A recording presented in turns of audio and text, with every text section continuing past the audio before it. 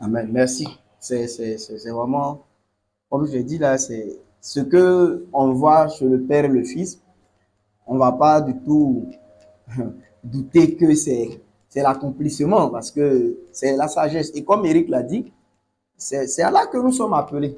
Moi, je dis que quand je vois ce qu'on appelle la communion dans les Écritures, mais c'est ça. Parce que tout ce que nous faisons, nous avons un modèle sur lequel nous copions. Voilà, en général, on enseigne à partir de Christ, qui est le modèle parfait en toutes choses. Et quand on le voit avec le Père, de sa vie, de ses enseignements, voilà ce qui ressort. Et c'est vraiment ça la sagesse de Dieu. Et c'est cette vie-là que par l'Esprit Saint qui était venu, on va dire, dans ses prémices, c'est ce que la première Église a commencé à manifester. Et ça, c'est la vie de Dieu sur la terre. Mais comme nous sommes en train de le dire, il faut franchir beaucoup d'obstacles. Par exemple, les fausses conversions, j'en avais parlé. Quand il y a des faux convertis au milieu de nous, mais ça, là, atteindre ça, comment on va y arriver? Un faux converti, vous voyez, celui que Eric a appelé le moqueur. Quand tu interpelles, il est fâché. Il dit, tu te prends pour qui? Voilà, tu te prends un peu trop. Bon, quelqu'un comme ça au milieu de nous, comment on peut vivre une telle communauté? Ça veut dire qu'il n'est même pas conscient de ses mauvais actes pour se corriger. Il se dit chrétien, elle se dit chrétienne, mais à tous les comportements du païen ou de la païenne, 100%. Et puis on est ensemble. Voilà. Bon, rien comme ça là. Si on veut vivre comme cela, peut-être même que la personne peut nous donner un chant matin. Si le soir on l'a interpellé, demain on va venir demander qu'on lui donne son chant. Voilà, d'ailleurs même donner mon chant qui vous est donné là. Donc, après qu'on voit ça une fois, deux fois, quand quelqu'un voit son chant, on dit non, il faut prendre ton chant. Voilà, parce que hier là, quelqu'un est venu nous demander chant. Donc, garde pour toi. Vous voyez que de fausses conversions, c'est des choses dont j'ai parlé, ce sont des obstacles à la vraie communion ou bien des problèmes à la vraie communion. La chair, même chez ceux qui sont vraiment convertis, la chair, le fait de rester toujours bébé, rester au lait, rester charnel, là, ça va causer problème aussi à la vraie communion, comme on est en train de le dire là. Voilà. Avoir des attitudes de profiteur, ça va causer problème à la vraie communion. Mais de l'autre côté, par exemple, avoir des attitudes aussi, par exemple, de mépris. Ou quand je donne quelque chose à l'autre, je fais comme s'il est moins que rien parce que à la limite, sans moi, il ne peut pas vivre. Quand de telles attitudes transparaissent, même si on ne le dit pas de la bouche, mais ça cause problème à la vraie communion. Donc, on a mis la communion dans les exercices spirituels. Parce que, à la vérité, tel qu'on la présente, c'est un exercice. C'est une chose dans laquelle il faut aussi grandir. Ça veut dire qu'aujourd'hui, nous qui entendons cela, chacun doit comprendre qu'il a un rôle double à jouer dans cette affaire-là. Grandir pour pouvoir être un acteur, je veux dire que efficace dans la manifestation d'une telle communion entre frères et sœurs. On a besoin de grandir. Donc, j'ai un rôle à jouer, tu as un rôle à jouer, chacun de nous, parce que ça ne peut pas être réalisé par une seule personne. Voilà. C'est nous tous ensemble qui devons comprendre et puis nous engager dans ce chemin. Si je me permets, par exemple, encore d'avoir des griefs contre un frère, contre une soeur, que je rumine, j'entretiens là. Mais ça là, je suis en train de détruire toute base d'une vraie communion. Parce que si nos cœurs ne sont pas unis là, dans l'amour, il n'y a plus rien. Voilà, tout ce qu'on fait maintenant, c'est juste des rôles. Il n'y a plus rien. Mais pour que mon cœur soit uni dans l'amour avec mon frère, je ne dois pas, par exemple, laisser grandir ou s'entretenir dans mon cœur des griefs contre mon frère. Soit que je laisse tomber rapidement ces choses, ou bien je cherche comment les régler au plus tôt avec mon frère ou ma soeur. Donc, vous voyez que c'est un travail qui concerne chacun de nous. Mon cœur, c'est Dieu qui le juge. Moi qui suis assis là, mais chacun de nous, dans son cœur, il sait où est-ce qu'il en est avec tel frère, avec tel soeur, avec etc. Mais quand on est conscient de la communion dans laquelle on est, on travaille aussi à avoir des cœurs purs les uns envers les autres, des cœurs droits, des cœurs honnêtes. Amen. Voilà. Donc, sans amour véritable, on a juste des réunions d'église vides, sans vraie communion. La vraie communion, ce n'est pas simplement se rassembler ou manger ensemble. C'est plus que ça. Le point 4, le frère dit, c'est vivre ensemble et partager ce qu'on a, selon les besoins de chacun. Pas avoir certains dans l'abondance pendant que d'autres manquent du nécessaire. Le point 5, le Père et Jésus montrent le parfait exemple. Tout ce qui appartient à l'un appartient aussi à l'autre. Ce que nous avons dit. Aujourd'hui, beaucoup de chrétiens vivent dans l'égoïsme, chacun gardant ses biens pour lui-même. Voilà. Et j'ajoute à ce niveau, on ne fait que donner des miettes. Voilà. Et vous allez voir qu'à un certain niveau même, les enseignements de dîmes et autres, là, souvent même, ce sont des moyens de se débarrasser. Voilà. J'ai 100 000 à la fin du mois, j'ai déjà donné mes 10 000 francs. Voilà. Et généralement, j'ai l'impression que je me suis acquitté de ce que je devais. Voilà. Le reste là, pourtant, ça, c'est pas du tout l'enseignement du Seigneur. Hein. C'est pas son enseignement, ça. Maintenant, ceux qui donnent ça, ils sont aussi meilleurs que ceux qui prétendent savoir qu'on ne donne pas de dîme, mais qui finalement, voilà, ils ne savent plus rien donner. Voilà. Donc, beaucoup vivent dans l'égoïsme. On garde nos biens pour nous-mêmes. Voilà. Maintenant, de l'autre côté aussi, ouais, je disais tout à l'heure, aujourd'hui, un frère te demande un service. Si tu réponds, demain, il ne fait plus d'efforts. Voilà. Dès qu'il a un besoin, il t'appelle. Il y a un jeune frère là, un jeune garçon, bon, c'est même pas un frère, un jeune garçon, à qui j'essaie de donner quelques coups de main. On ne s'est même pas encore vu en chair. Hein. Voilà. Il est toujours en train de dire que son papa a fait ci, son papa a fait ça.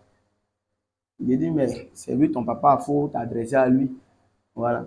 Donc, j'essaie de l'aider de temps en temps. Dernièrement, il est venu vers mon papa. Il dit qu'il faut partir demander à ton papa. Il dit, il a demandé, il dit, non, il va venir après. Il dit, mais la pression que tu me mets, c'est à ton papa, tu dois mettre la pression, c'est pas à moi. Il m'a écrit, dit, c'est mon dernier message, que vous prêchez la vérité, mais votre cœur est endurci. Il a dit, merci, tu as raison. C'est ça, c'est pour moi. Tu as raison. Parce qu'il t'a dit d'aller demander à ton papa, là, tu as vu que mon cœur est endurci. Et Dieu te bénisse. Et souvent, il fait ça, hein, dès qu'il est fâché. Après, il dit, mais toi, tout ce qu'il t'a donné, tu as oublié, parce qu'il t'a demandé, t'a donné conseil net. Il dit, mon cœur est endurci. Et puis un jeune garçon, il dit, c'est bien. Il faut revenir demain, là, tu vas venir me trouver ici. Mais ouais, je dis pour faire comprendre que c'est vrai, ça c'est pour le cas de quelqu'un qui n'est pas. Mais, je parlais tout à l'heure de, il ne faut pas être profiteur sur les frères. Hein? Lisons 1 Thessaloniciens. Il ne faut pas être profiteur sur les frères. Et vous savez que c'est de la méchanceté, ça. Je pense que quelqu'un, je ne sais pas si encore c'est le frère Eric qui nous a parlé de, vous voyez, quelqu'un, il se dit que lui, il est à plein temps. Dieu l'a appelé à plein temps. Donc, comme Dieu l'a appelé à plein temps, nous, on doit payer sa maison. Donc, le frère Olivier va à la zone. Vous voyez, non? Il grouille, la sœur Ruth, elle est dans ces questions de location. C'est pas facile. Sous l'eau, là, elle est dedans. Eric, il est en train de se débrouiller là-bas. Maintenant, moi, je suis assis ici à plein temps. Mais quand vous allez à la journée, je suis sur TikTok, vous voyez, non? Je passe mon temps à regarder Facebook, à regarder les films. Voilà, et puis, voilà, souvent, il est pris 15 minutes dans la journée, même pour prier, même pour ceux qui vont chercher l'argent pour moi, ils ne prient pas pour eux. Mais ça, là, c'est être mauvais. C'est être mauvais. Ça veut dire que c'est profiter. C'est ça qu'on appelle boire le sang de tes frères. Vous comprenez ce que David a fait là, non? Quand les 3 de ses vaillants sont allés prendre l'eau là, il dit que ça, c'est leur sang, il ne veut pas boire. Qu'est-ce que ça veut dire? Ça veut dire que c'est au prix de leur vie qu'ils ont obtenu cette eau. Ça veut dire que non. C'est vrai, ça a été un désir, mais non. Non, moi, je ne peux pas mettre mes frères dans un tel danger. Toi, tu es assis là. Mais si tu dis, bon, après, on prend ça dans le sens évangélico-pentecôtiste qu'on connaît. Bon, si tu dis ça, et que même pendant que les frères et les sœurs sont en train de faire ça, tu es vraiment en train de chercher le Seigneur, en train d'étudier sa parole, en train de rendre visite aux frères et sœurs, aux âmes, en train de prêcher l'évangile, qu'on vient, tu as baptisé, qu'on vient à l'église, bon, ça même là, je me dis, même si tu vas aller travailler, les frères me devaient dire, non, il faut rester, il faut continuer, nous on va payer le reste. Mais quand tu restes, la journée, tu es sur Facebook, tu es sur WhatsApp, tu es sur TikTok, tu regardes film, tu dors, tu pries 15 minutes, tu te réveilles, et puis les frères payent ta maison, tu bois leur sang, tu es mauvais. Tu bois leur sang. Parce que ils vont s'exposer à des dangers pour t'envoyer l'argent. Et puis tu bouffes ça. Souvent, tu as plus d'argent qu'eux. Tu dors dans une maison plus huppée qu'eux. C'est être méchant. Tu bois leur sang. David a dit, je ne peux pas boire le sang de mes compagnons. C'est votre sang, ça. Parce qu'ils ont risqué leur vie pour traverser le camp des Philistins pour envoyer l'eau là. Donc, ce que je dis là, c'est pour que on profite, je dis comme ça, avec action de grâce de ce qui vient de nos frères, de nos sœurs. Et puis, quand vous n'êtes, si vous n'avez pas besoin de quelque chose là, quand on vous donne, là, refusez. Je vais dire que, honnêtement, si vous n'êtes pas dans le besoin et qu'on vous donne quelque chose là, ne prenez pas.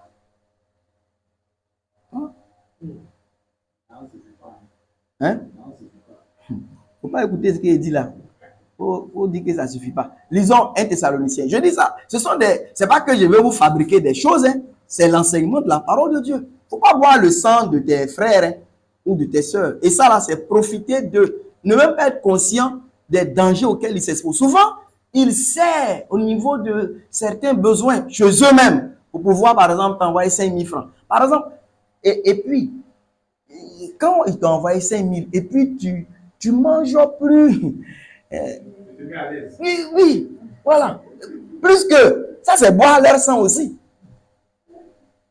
Souvent à midi, le frère là, il prend un peu de banane braisé avec arachide. Oh, toi, c'est poulet braisé tous les jours. Oh, c'est lui qui t'envoie l'argent. Tu bois son sang.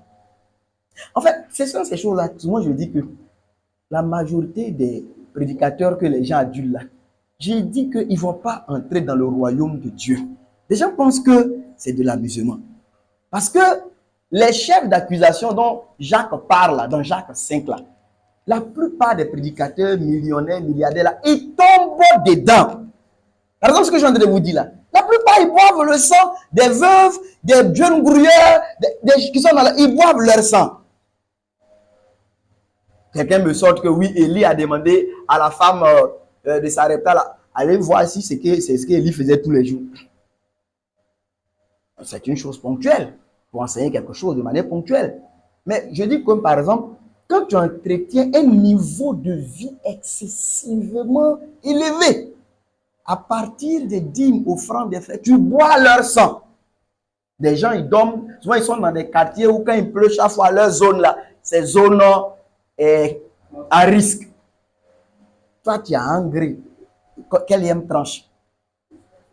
À partir de leur dîme offrande, tu bois leur sang. Hein?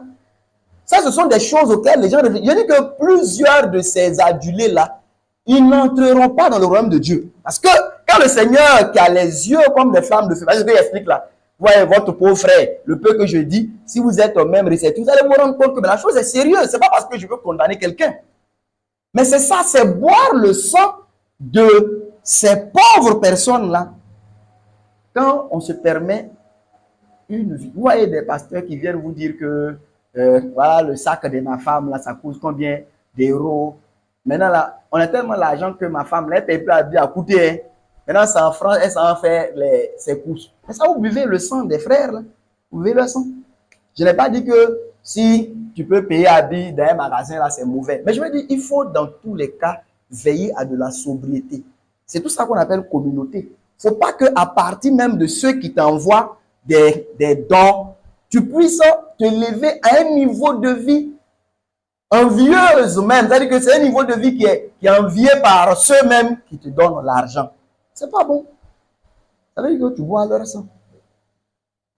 C'est pourquoi, regardez le Seigneur, regardez Pierre, regardez Paul, regardez Jean, regardez Jacques, regardez les apôtres. Parce que je dis que ces saints hommes-là, ils ont enlevé tout sujet de bavardage dans la bouche de tous ceux qu'ils conduisaient dans le Seigneur. Tu ne peux pas voir un d'entre eux, puis tu vas dire que lui profite même, genre, il cherche à vivre sur votre dos. Il n'y avait rien. Rien. Mais est-ce que nous, aujourd'hui, là, on peut vraiment dire ça honnêtement? On ne peut pas. Parce qu'en toute honnêteté, quand, bon, tu ne fais pas de commerce, tu n'as pas d'entreprise, tu es prédicateur, et puis tu te retrouves multimillionnaire là. Comment tu as fait? Pour moi, ça, c'est un problème. Comment tu as fait? Et quelqu'un va dire, oui, mais je n'ai pas volé, ce sont les frères et sœurs qui ont donné. Oui, maintenant, question, comment les apôtres qui ressuscitaient les morts là, faisaient pour se retrouver dans cette sobriété, au point où Pierre même quelque part dit qu'il n'a ni or ni argent. Au point où Paul avait besoin souvent même de quelques travaux de ses propres mains même pour subvenir à ses propres. Comment il faisait? Parce, oui. Je crois qu'on avait qui à l'église de Jérusalem? À l'église de Jérusalem. Oui. Pierre, oui. Jean, oui. Avec les gros calibres. C'est ça. Parmi les apôtres. Ouais. Qui étaient à l'église de Jérusalem. Je crois que la famille qui a frappé là. La Judée. La famille qui a frappé. Ouais. À quel point qu'on a été obligé de mobiliser les frères. Pour les soutenir. Pour qu'ils les soutiennent. Hein, une famille a frappé là-bas, mais il a fallu qu'on mobilise les frères de soutenir. Ça veut dire que c'est sur le champ là que, enfin, dans la circonstance qui a éclaté là, que un besoin s'est présenté. Mais parce qu'il n'y avait pas de ressources là-bas. C'est ça. Pour faire face à cette famille-là. Donc il a fallu même qu'il ait du soutien financier qui vienne d'ailleurs pour aller là-bas. Et ajoutant le fait même que des gens qui vendaient leurs biens, qui vendaient leurs champs, on dit qu'ils venaient déposer le prix là au pied des apôtres. Mais ces apôtres-là devraient devenir des milliardaires. Pourtant, comment ils ont fait pour ne pas le devenir? Mais c'est la sagesse qu'on voit chez Élisée, le prophète. C'est que ce n'est pas parce que des gens vous donnent des choses à partir du ministère qu'il faut nécessairement l'accepter. Les apôtres n'acceptaient pas tout. Et quand même ils acceptaient, ils veillaient à ce que ce qu'ils avaient là, à part l'essentiel pour eux, soit automatiquement distribué. Ils ne thésaurisaient, non. Ils ne thésaurisaient pas.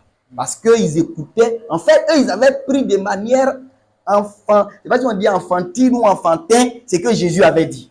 De ne pas s'amasser des trésors sur la terre, mais d'en amasser dans le ciel. Point.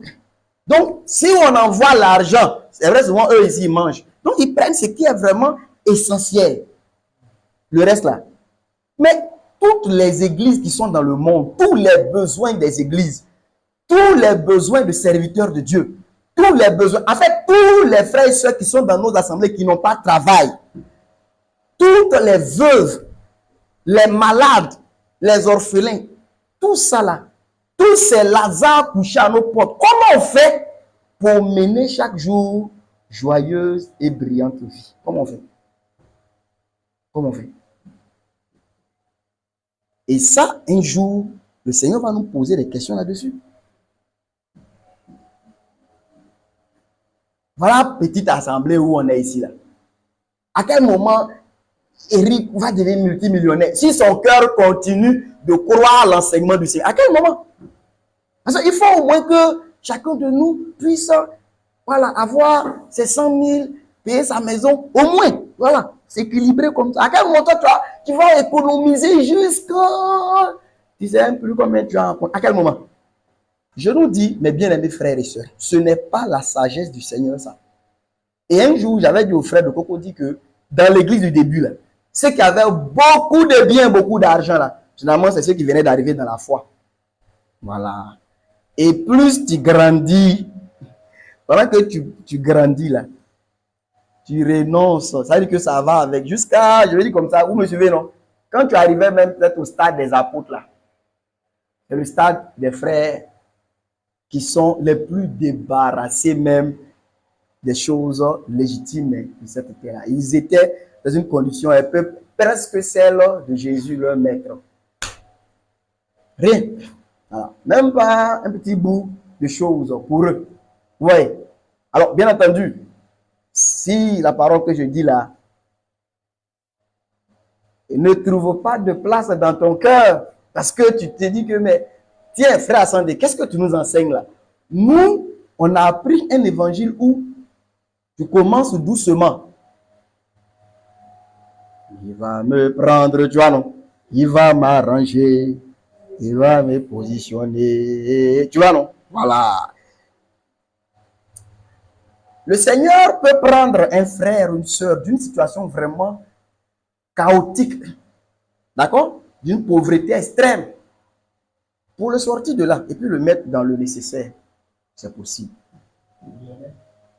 Non, il n'a pas parlé des millions. Il dit le mettre dans le nécessaire, c'est possible. Mais ce que je suis en train de dire là, même si cette personne, si elle reçoit le bon enseignement du Seigneur, là, elle ne peut jamais, par exemple, quitter là pour pouvoir tomber dans les extrêmes de ce que nous voyons. Non, non, ce n'est pas possible. Voilà. Et quand même, dans son cheminement, le Seigneur le prendrait de cet état, donc de pauvreté extrême, pour le mettre même dans un état d'abondance. L'enseignement vrai du Seigneur, à partir de là, le conduirait lui-même à se déplier au fur et à mesure. Certainement qu'il ne va pas tomber dans les détresses d'hier où il n'avait pas à manger, mais il ne va pas non plus être dans voilà, l'opulence ou bien dans les luxes dans lesquels l'on marche aujourd'hui. Non, non. C'est ça la sagesse du Seigneur. Donc, je ne dis pas que le Seigneur ne répond pas à un besoin. Non, je dis que sa sagesse là, ce n'est pas comme cela qu'il marche. Et vous pouvez voir dans les Écritures, je le répète encore, en tout cas, surtout pour ceux qui étaient les prédicateurs, les ministres de la parole, vous allez voir que c'était des personnes qui, au fur et à mesure qu'elles progressaient dans la conformité à Christ, elles se dépliaient de plus en plus même des choses de cette terre. C'était ça la sagesse du Seigneur. Parce que même vous allez voir que dedans, tout ce qui pourrait être sujet de plein de murmures là, est ôté. Voilà, c'est enlevé. Mais aujourd'hui, je suis parti à San Pedro, j'entends un peu là-bas, on a, ouais, le pasteur, vous venez voir le frère Sandé, voilà, ma fille là, ouais, non, ma fille là, dès qu'elle a ses 15 ans, son anniversaire, je lui achète une grosse voiture avec l'argent que vous m'envoyez. Et bon, certains, les fils loyaux, vont sourire. Les fils qui réfléchissent vont dire, ah, c'est comment? Tu vois, la jeune fille là, mais elle a 15 ans, elle est avec les voitures. Mais regardez la voiture où elle est. Et souvent, pendant ce temps-là, il y a des frères qui sont en train de prêcher l'évangile à Korogo. On leur dit de tenir bon, de compter sur le Seigneur qui est avec eux. C'est pas bon. Ça, c'est boire le sang de vos frères. Donc, lisons le texte que je voulais nous faire voir là. C'est, oui, 1 Thessaloniciens, c'est ça?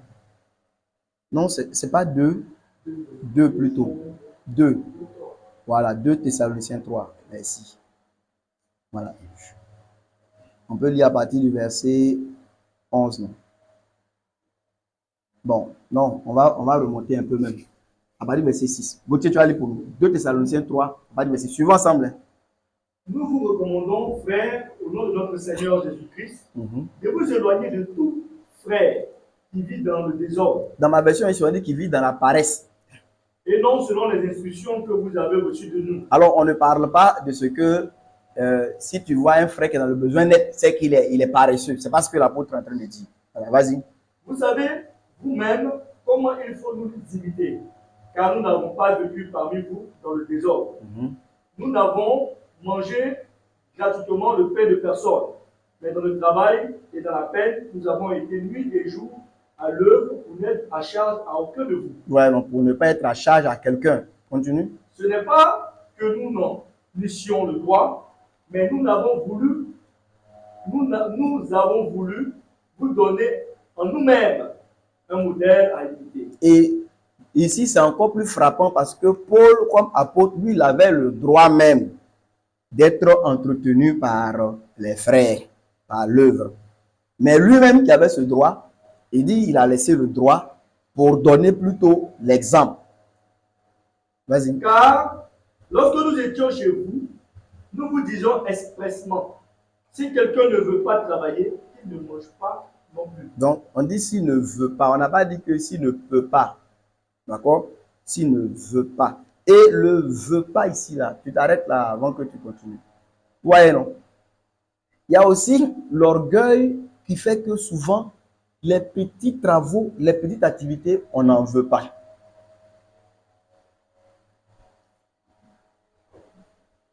Ça, c'est de l'orgueil. Vous avez vu Ruth, la Moabite, là. Quand elle est revenue de Moab avec Naomi, c'est l'activité de glaner, là, vous voyez. Or, ça, c'est l'activité des nécessiteux. C'est l'activité des étrangers. C'est l'activité des pauvres. C'est pour eux que Dieu a demandé cette ouverture dans la loi. Pour que les pauvres, les nécessiteux, les étrangers, les abandonnés, là, qui trouvent dans ces épis, dans le fait de glaner, là, quelque chose au moins pour manger. Mais regardez Ruth, quand elle arrive, elle propose elle-même à sa belle-mère d'aller faire le travail des nécessiteux. Explique un peu le principe de la loi. Le principe de la loi, de glaner là. Ok. Donc, dans la loi, Dieu, qui est donc le Dieu de miséricorde, voulant que son peuple puisse être un peuple qui manifeste sa miséricorde, parce que c'est ça, il avait demandé que, on va mettre ça peut-être à jour chez nous, quand ils font leur champ, si c'est un champ par exemple d'arachide, vous voyez souvent quand on va, pour ceux qui ont eu la grâce d'être dans un champ d'arachide, quand on va pour récolter, voilà, souvent dans la récolte, on peut oublier quelques plants, voilà, ou bien ça peut être un champ de maïs, on peut, comme c'est beaucoup en coupant, on peut oublier quelques épis, quelques plants. Dieu leur disait, non seulement que les épis ou bien les plants oubliés ou bien qu'on n'a pas vu là, qu'on ne revienne pas en arrière pour veiller à tout récolter, qu'on laisse ça. Voilà. Et pour, par exemple, la veuve, pour l'orphelin, pour l'étranger, pour le nécessiteux, pour le pauvre, pour que ces personnes-là, si vous voulez, puissent venir dans ce champ. Et puis, eux, ils vont faire un peu ce que nous on pourrait appeler une sorte de ratissage, se promener. Et puis, voilà, ils peuvent récolter les quelques plants qui ont été abandonnés, les quelques épis qui n'ont pas été touchés. Ça devient aussi une petite ressource pour leur survie. Voilà un peu ce que la loi avait donné. Oui. Et ça, comme je l'ai dit, c'est vraiment une activité de basse condition. C'est pas quelque chose de si honorable. Quand tu commences à faire ça même là, on te reconnaît donc comme quelqu'un qui est vraiment d'une condition basse. Quelqu'un qui est dans le besoin, qui est dans la nécessité. Mais ici, je disais que quand Ruth arrive en Juda, elle ne cherche pas des choses qui sont élevées. Elle se dit, la loi donc me permet de pouvoir glaner. Ici, je suis étranger, je ne peux pas avoir de champ à moi-même. Au moins, il y a une ouverture dans la loi qui me permet, par exemple, de faire un tel travail. Alors, je dis ça, c'est comme des gens quelqu'un qui va soit en Europe, qui arrive là-bas, hein, je ne m'occupe pas de comment il va, hein, voilà, qui arrive là-bas. Bon, il se dit que peut-être que n'étant pas résident de là-bas, n'ayant pas peut-être telle condition, il ne peut, par exemple, pas faire tel travail. Mais souvent, il y a des petites activités qui te sont permises. Ruth, elle n'a pas rejeté l'activité donc de glanure là parce que peut-être que c'est déprécié ou bien c'est rabaissant. Elle a été prête à pouvoir faire cette activité. Je fais cette parenthèse pour nous dire, dans l'affaire de travailler là, ne soyons pas des personnes orgueilleuses. J'ai vu ça dans le temps avec une sœur. Tout ce que tu lui proposes comme activité là, elle a de quoi dire dessus. Finalement, elle ne fait rien. mais elle sera constamment en train de demander l'argent. C'est pas bon. C'est pas bon.